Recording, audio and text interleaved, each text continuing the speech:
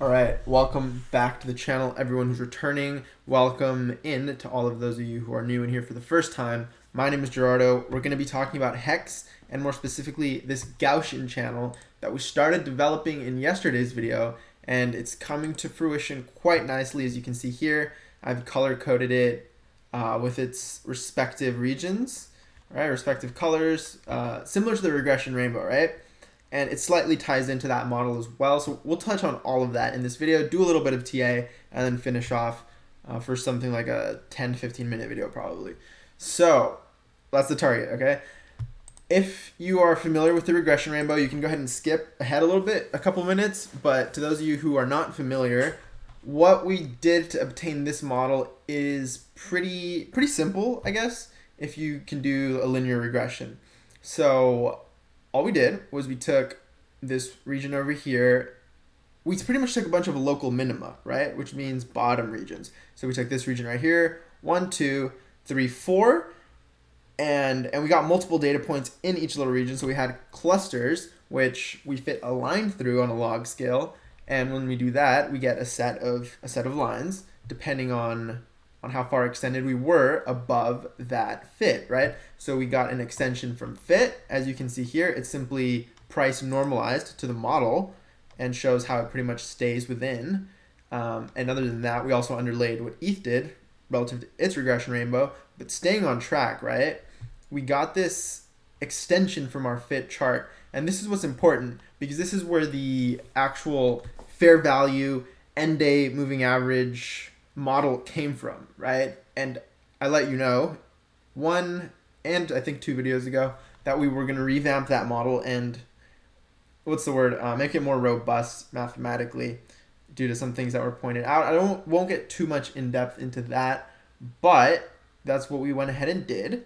We took the extension from our exponential fit, right? So our exponential fit is this red line, right?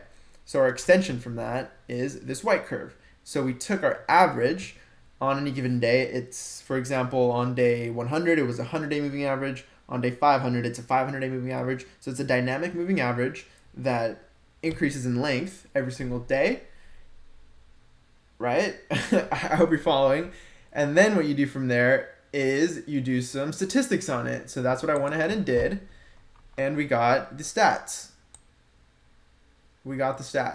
Boom. We got our sigma value, which is our standard deviation. And the way I define standard deviation here is slightly different than the usual definition, where you usually get a difference between the actual and the expected. Here we got a ratio because we're on a log chart. I explained this in yesterday's video, how if you do it with a traditional difference of actual minus expected, and you do all your squaring and all that, you get curves that diverge, right? Versus something clean like this, which actually is useful. So we use a ratio instead of a difference in that sense. We got our standard deviation defined via ratios, which is about 1.7x. So that's the factor by which everything here is spread out, if that makes sense. So what was traditionally our fair value was actually our dynamic moving average from our on our fair extension, or our dynamic moving average on our extension from exponential fit. That's this green curve. And when you do this whole sigma business, right, you get that 1.7, which I just described. It's like 1.69. Then you get, and you can do the math yourself, like just multiply, for example, the green curve by 1.69-ish, and you'll get the blue curve. You can also just divide them to find that ratio yourself. And so they're spaced by that ratio. And it's shown on a log chart here. And I like this chart because it actually does what is it called? You do a statistical method on it, which is finding your sigma, finding your variance, all of that, and you're doing it on an actual average, which is what you're supposed to do, right? Versus we were doing it on a regression model, which I don't know if you're actually supposed to do that. Again, it's less tied to the regression model now. It still is because we're doing it on our extension from our fit, right? We're doing the math on that in the first place, but it's less dependent, if that makes sense. I'm not sure if that's the right terminology. This is a model that's developing. Obviously, that's why this is kind of a mini series, part 1, part 2. But this is what we have so far. And to get into the actual usefulness of it, right? I don't want to bore you guys with the math. I mean, just look at the points where we've hit, right? When we hit blue over here, it seemed to be resistance, came down to yellow, hit blue, then we found nice support on green, and then it blasted off into pink, right? And then it came back, rode the green a little bit, fell back down, came back to the red, actually touched the red here on this one occasion. So it's not exactly like the exponential rainbow, but it's similar, right? It's similar. It actually only came to the red zone once, then it was bouncing around here, and you can see that it found this nice reaccumulation, and you can kind of just see that for the last, wow, yeah, for the last like 100 days or so, it's simply been between yellow and green, just oscillating nicely, right? Up to the green, down to yellow, up to green, down to yellow, up to green, down to almost yellow, back up to green.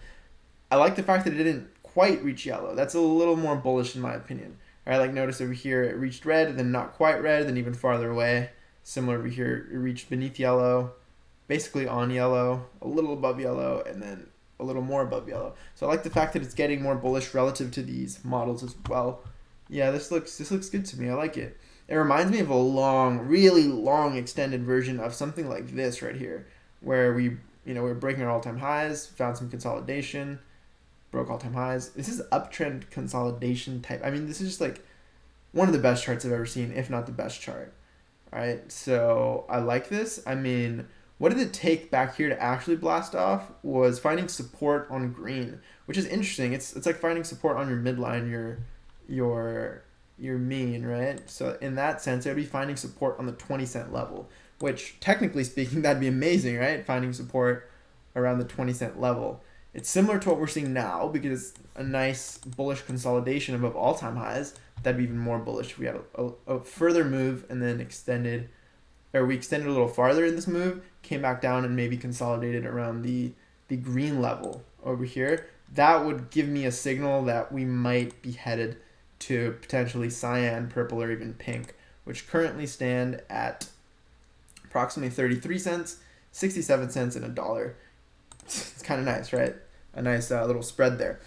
But we're going to update the website, right? We're going to get rid of this fair value model and more or less just make it better because it's going to use this, what we're calling fair value, just renaming, using some different naming conventions. We're going to be getting rid of this midline, which you can already get in the regression rainbow anyways, right? It's this green line. It's the same one, so you can get it there anyways. So instead of recycling the model, we're kind of making it a little more independent. So yeah, I mean, we'll probably find some more stuff to, actually I don't want to say anything on that end, right? Because we have 3 charts here. So we'll just have one, right? So we're kind of cleaning things up a bit and you'll probably get this within, I would say within 24 hours or so. It's pretty easy to update. So I'll do that for you right now. And what is the actual, I should have touched on this. We touched on it in yesterday's video, but the actual kind of meaning of a Gaussian distribution is simply that the majority of your data should be within like plus or minus 3 sigma. In this case, times were divided by 3 sigma, where sigma is your standard deviation defined by ratios. And yeah, so for the most part, you should have, 99.73% of all of your price action should be within red and pink. And it seems about right. Yeah, like we only had slight action outside of pink. We had maybe a little bit of action beneath red right here for a day or so. But for the most part, we're just in here. And then 95% of your data should be within orange and purple, right? And it looks about right. It looks about right. For the most part, you only have certain regions down here where you get beneath orange a few times, and you only have like one region over here where we actually got above purple. Interesting, yeah.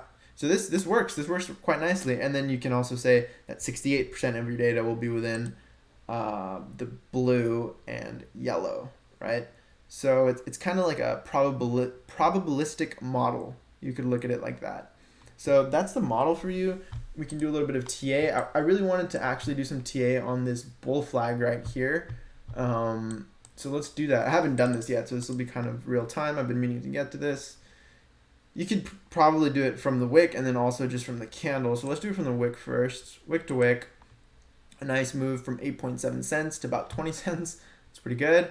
And if, assuming this is a bull flag, right, some consolidation after a pull, then if it broke out, it would put us at around 30 cents in September, right?